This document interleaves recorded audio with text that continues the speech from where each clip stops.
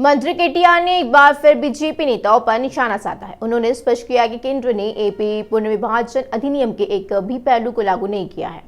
उन्होंने उसे चुनौती दी है कि अगर बीजेपी साबित कर देती है कि उसने अधिनियम को लागू किया है तो वह किसी भी सजा के लिए तैयार है।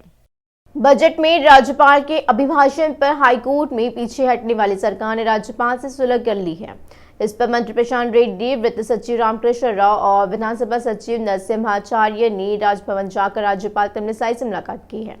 उन्हें औपचारिक रूप से बजट बैठकों को संबोधित करने के लिए आमंत्रित किया गया। राज्यपाल के बजट को मंजूर नहीं होने की बात करते हुए सरकार ने हाईकोर्ट में दायर लंच मोशन याचिका वापस ले ली। कोर्ट की बताया गया कि राज्यपाल का अभिभाषण बजट बैठकों में होगा। वे संवैधानिक रूप से आगे बढ़ेगी और तेलंगाना की बजट बैठकें 3 फरवरी से होगी। बजट 6 फरवरी को पेश किए जाने की संभावना है और ऐसा लग रहा है कि इस बार बजट 3 लाख करोड़ के पार जाने की संभावना है। राज्यपाल और राज्य सरकार के बीच विवाद जारी रहने के दौरान विधान परिषद के सभापति गुत्ता सुखेंद्र रेड्डी ने तीखी टिप्पणी की है कि कुछ ने आलोचना की है कि वे विकृति के साथ संविधान की भावना को नुकसान पहुंचा रही है। उन्होंने कहा कि संवैधानिक पद पर बैठे लोगों को मर्यादा में रहना चाहिए। गांधी की पुण्यतिथि के अवसर पर गुत्ता सुखेंद्र ने सभापति पोचारम श्रीनिवास रेड्डी के साथ महात्मा गांधी को श्रद्धांजलि अर्पित की है। गुत्ता ने कहा है कि संवैधानिक व्यवस्थाओं में एक दूसरे को देने और लेने की प्रवृत्ति होनी चाहिए और उन्होंने कहा है कि उन्हें उम्मीद है कि गांधी की मृत्यु के अवसर पर सब कुछ ठीक हो जाएगा। पोचारम ने कहा है कि स्वतंत्रता किसी की नहीं होती, महात्मा के बताए तरीके से शासन करना जरूरी है। वाईएसआर तेलंगाना पार्टी अध्यक्ष वाईएस शर्मिला ने कहा है कि 80,000 किताबें पढ़ने का दावा करने वाले सीएम केसीआर को पहले संविधान पढ़ना चाहिए। उन्होंने शिकायत की कि राज्यपाल के भाषण के बिना बजट बैठकें आयोजित करने की कोशिश से सीएम केसीआर परेशान है। राज्य में कलवनकुटला संविधान को लागू करने की कोशिश के लिए केसीआर की आलोचना की गई है। जब राज्यपाल ने बजट को मंजूरी नहीं दी है तो वो भ्रमित हो गए हैं और अदालत का दरवाजा खटखटाया है। राज्यपाल को बजट मंजूर कराने के आदेश देने कोर्ट जा रहे केसीआर से पूछा गया है कि क्या उनमें सीधे राजभवन जाकर राज्यपाल से बात करने की हिम्मत है। उन्होंने कहा कि अगर अदालत रोक लगाती है तो केसीआर काम नहीं कर सकेंगे। मंत्री सत्यवती राठौर ने कहा है कि फरवरी में प्रदेश में बंजर जमीन का निपटारा कर दिया जाएगा और हालांकि ग्राम सभाओं के माध्यम से 100% जमीन का सर्वे हो चुका है। बंजर भूमि के संबंध में प्राप्त आवेदनों की जांच करने वाली वन अधिकार समितियों एवं जिला स्तरीय समितियों के माध्यम से हितग्राहियों को चिन्हित करने की प्रक्रिया जारी रहेगी। मंत्री ने बंजर भूमि से संबंधित दस्तावेज जारी करने के मुद्दे पे सभी जिलाधिकारियों के साथ वीडियो कॉन्फ्रेंसिंग की है। इस सम्मेलन में मंत्री इंद्रकरण रेड्डी और सीएम शांति कुमारी ने हिस्सा लिया है। मंत्री सत्यवती राठौर ने कहा है कि हर पात्र को बंजर भूमि दी जाएगी। उन्होंने कहा है कि सरकार वनों की सुरक्षा को सर्वोच्च प्राथमिकता देती है।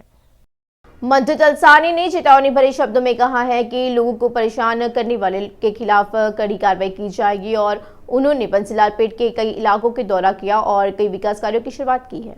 स्थानीय लोगों ने मंत्री से शिकायत की है कि कई लोग रात के समय घरों के बीच गांजा और शराब का सेवन कर परेशानी का सबब बन रहे हैं। मंत्री ने युवाओं से मलिन बस्तियों के विकास में प्रमुख भूमिका निभाने का आह्वान किया है। जल निकासी, पानी की लाइन और सड़क जैसी सभी समस्याओं का पूरी तरह से समाधान किया जाएगा।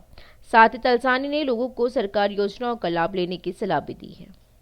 भाजपा प्रदेश अध्यक्ष बंडी संजय ने कहा है कि सीएम केसीआर पिछले 8 साल से यह कहकर प्रधानमंत्री मोदी और केंद्र का अपमान करने का काम कर रही है कि बीआरएम स्टील की स्थापना के लिए केंद्र आगे नहीं आ रहा है। उन्होंने कहा है कि केंद्र ने तय किया है कि बीआरएम स्टील की वास्तविक स्थापना के लिए डीपीआर नहीं दी गई है। उन्होंने 3.5 साल तक पत्र लिखा लेकिन कोई जवाब नहीं आया। अब बंडी संजय ने पूछा है कि अब केसीआर इसका क्या जवाब देंगे। उन्होंने मांग की है कि केसीआर को झूठ बोलने और धोखा देने के लिए राज्य को जनता से माफी मांगनी चाहिए। उन्होंने कहा है कि केसीआर विकास की चर्चा नहीं बल्कि झूठ से लोगों को गुमराह करते हुए ओछी राजनीति को बढ़ावा दे रही है। अंत में वे राज्यपाल पर महाभियोग लगाने के लिए हाईकोर्ट गए हैं। उन्होंने कहा है कि इस मामले में हाईकोर्ट द्वारा फटकार लगाए जाने के बावजूद केसीआर को शर्म नहीं आई है और 3 दिनों से बजट फाइल को मंजूरी नहीं देने के मामले में कोर्ट का चक्कर लगा रहे हैं। केसीआर जवाब देना चाहिए कि दल बदल की फाइल स्पीकर द्वारा सालों से लंबित है, इस पर उन्हें बोलना चाहिए। एआईसीसी कार्यक्रम कार्यान्वयन समिति के अध्यक्ष माहेश्वर रेड्डी ने कहा है कि कांग्रेस द्वारा जारी चार्जशीट पर मंत्री हरीश राव की टिप्पणी निंदनीय है। हरीश राव गुस्से में हैं, उन्होंने झूठी और बेबुनियाद बातें कही है। उन्होंने कहा है कि उनके सवालों का जवाब दिए बिना वे अनावश्यक बातें करते हैं। उन्होंने पूछा है कि पिछले 9 साल में कितने अस्पताल बने और कितने डॉक्टर नियुक्त हुए हैं। उन्होंने कहा है कि ऐसा किए बिना अस्पतालों में बेड बढ़ा दिए गए हैं। उन्होंने सवाल किया है कि डॉक्टरों के अलावा डिलीवरी कौन कर रहा है। हमने सोचा है कि यह एक असफल मंत्री है, लेकिन अब यह स्पष्ट हो गया है कि यह एक नाकामयाब मंत्री है। वे कहना चाहते हैं कि चर्चा के लिए वह कहाँ आएंगे। एमएलसी एमएमएस प्रभाकर राव ने कहा है कि बजट बैठकों पर राज्य सरकार संवैधानिक रूप से काम करेगी और सरकार का सहयोग करना राज्यपाल की जिम्मेदारी है। उन्होंने कहा है कि जनता द्वारा चुनी गई सरकार को परेशान करना राज्यपाल के लिए सही नहीं है। प्रभाकर राव ने कहा है कि राज्य सरकार संविधान की मर्यादा में रहकर काम कर रही है। छात्र संघों के तत्वाधान में उस्मानिया यूनिवर्सिटी आर्ट्स कॉलेज में वीसी रविंदर का प्रतीकात्मक पुतला फूंका गया और पीएचडी प्रवेश परीक्षा में एससी, एसटी और बीसी लोगों के साथ गलत व्यवहार किया गया है। उन्होंने ओयू के मुख्य पुस्तकालय से आर्ट्स कॉलेज तक जुलूस निकाला और उनका प्रतीकात्मक अंतिम संस्कार किया है। उन्होंने चिंता व्यक्त करते हुए कहा है कि वीसी रविंदर ओयू पीएचडी में नए नियम लाकर उच्च शिक्षा को छीनने की साजिश कर रहे हैं, जो राज्य में कहीं भी उपलब्ध नहीं है। राज्य सरकार को पहल करनी चाहिए और मांग करनी चाहिए कि ओयू के वीसी रविंदर को बर्खास्त किया जाए।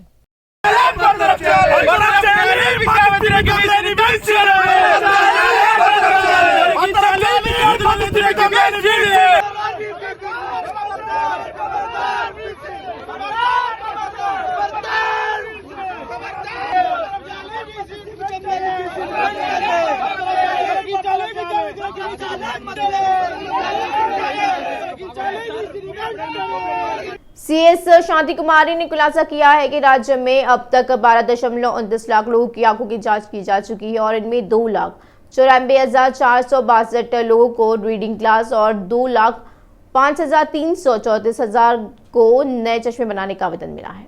सीएस ने आज कंटी वेलगु कार्यक्रम को लेकर जिला कलेक्टरों के साथ वीडियो कॉन्फ्रेंस किया है और इस अवसर पर कंटी वेलगु कार्यक्रम के सफल संचालन के लिए जिला कलेक्टरों को बधाई दी गई। प्रतिदिन लगभग 2 लाख लोगों की आंखों की जांच की जा रही है और 50,000 चश्मे मुफ्त में प्रदान किए गए हैं। उन्होंने कहा कि कंटी वेलगु शिविरों में होने वाली नेत्र परीक्षणों का विवरण बिना किसी गलती के मेडिकल रिकॉर्ड में भरा जाए। इस संबंध में यह सुझाव दिया गया है कि जिला स्तर पर गठित टास्क फोर्स कमेटियों द्वारा निरीक्षण किया जाएगा। टीएसपीएससी ने ग्रुप 4 पदों के लिए आवेदन की अंतिम तिथि बढ़ा दी गई है और चूंकि आज समय सीमा समाप्त होने वाली थी, इसलिए अंतिम दिन बड़ी संख्या में आवेदन आए हैं और इससे आवेदन प्रक्रिया में तकनीकी दिक्कत आ रही है। अभ्यर्थी असमंजस में है कि इस पृष्ठभूमि पर प्रतिक्रिया देते हुए टीएसपीएससी ने घोषणा की है कि आवेदन की अंतिम तिथि अगले महीने की 3 तारीख तक 5:30 बजे तक आवेदन स्वीकृत किया जाएगा। विभिन्न विभागों में 25 विभागों में कुल 9,168 पदों को भरने के लिए ग्रुप 4 की अधिसूचना पिछले साल दिसंबर में जारी की गई थी। इन नौकरियों के लिए अब तक 8.47 लाख से ज्यादा लोगों ने आवेदन किया है और कल ही 58,845 लोगों ने आवेदन किया। इंटर विद्या जेएसी के अध्यक्ष मधुसूदन रेड्डी ने आरोप लगाया कि इंटर बोर्ड में हो रही अनियमितताओं पर सवाल उठाने के लिए उनके खिलाफ अवैध मामले दर्ज किए गए। उन्होंने राज्य सरकार से इंटर बोर्ड के प्रभारी आयुक्त नवीन मित्तल को तबादला करने और इंटर बोर्ड के घटनाक्रम की व्यापक जांच कराने की मांग की है। उन्होंने ऑनलाइन मूल्यांकन के फैसले पर पुनर्विचार की अपील की थी और इस पर एक आईएएस स्तर के अधिकारी को निशाना बनाकर इस तरह की हरकत करना सही नहीं है।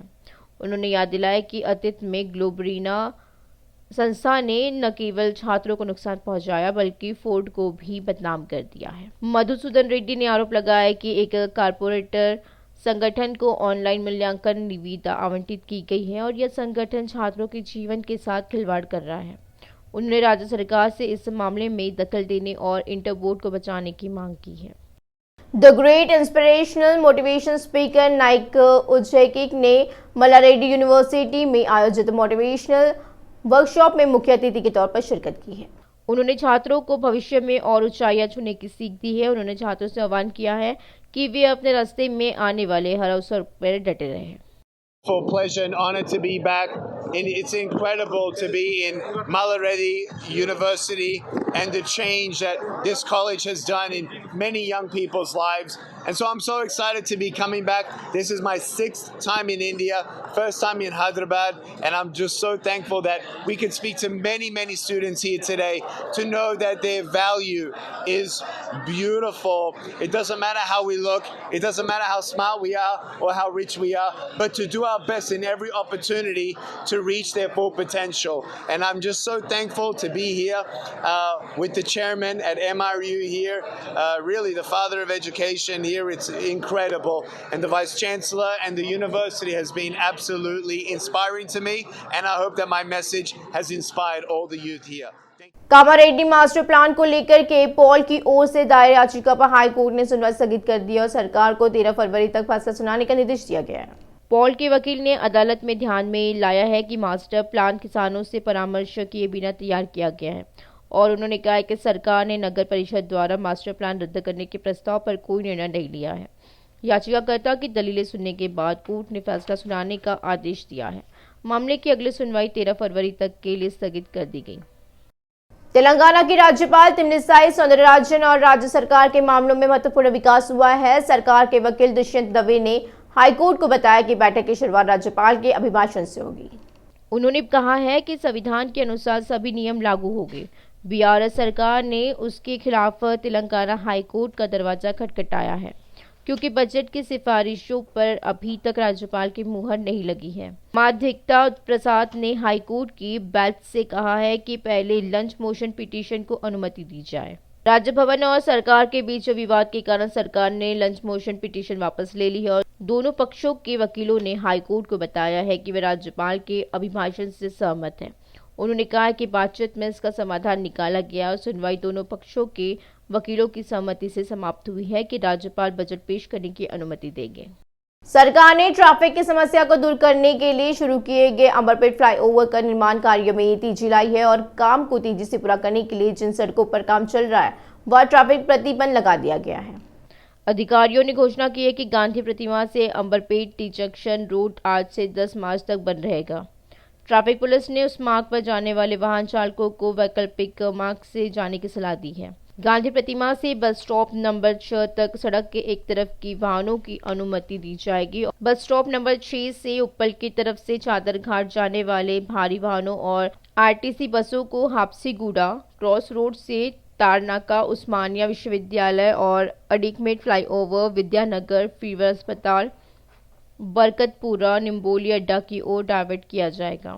एक रूट पर जाने वाली सिटी बसों और सामान्य वाहनों को गांधी प्रतिमा से चादरघाट तक, Prem Sadan, boys hostel, CPL, Amberpet gate, Ali cafe cross road, 6 number bus stop, Golnaka, Nimboli Adda से भेजा जाएगा और 6 नंबर बस स्टॉप की तरफ से उप्पल की ओर जाने वाली सभी वाहनों को चादरघाट की तरफ से जाने दिया जाएगा। प्रगति भवन के सामने व्यक्ति ने अपने परिवार के साथ आत्महत्या का प्रयास किया है। इब्राहिमपट्टनम के एलिश नाम के व्यक्ति ने अपने परिवार के साथ खुद के शरीर पर मिट्टी का तेल डाल दिया है। उस व्यक्ति ने सरकार पर अपनी जमीन हड़पने और मुआवजा नहीं देने का आरोप लगाया है।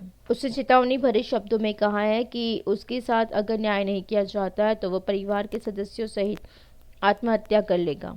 पुलिस ने बीच बचाव कर उन्हें रोका तो जान बच गई। साइबराबाद कमिश्नरेट में साइबर क्राइम पुलिस ने ऑनलाइन ठगी करने वाले 3 अलग अलग गिरोह को गिरफ्तार किया है। 3 मामलों में 17 लोगों को हिरासत में लिया गया। पुलिस ने सलाह दी है कि ऑनलाइन ठगी को लेकर सभी सतर्क रहें। अगर आप ऑनलाइन ठगी से प्रभावित हैं तो शिकायत करने के लिए तुरंत 1930 डायल करें।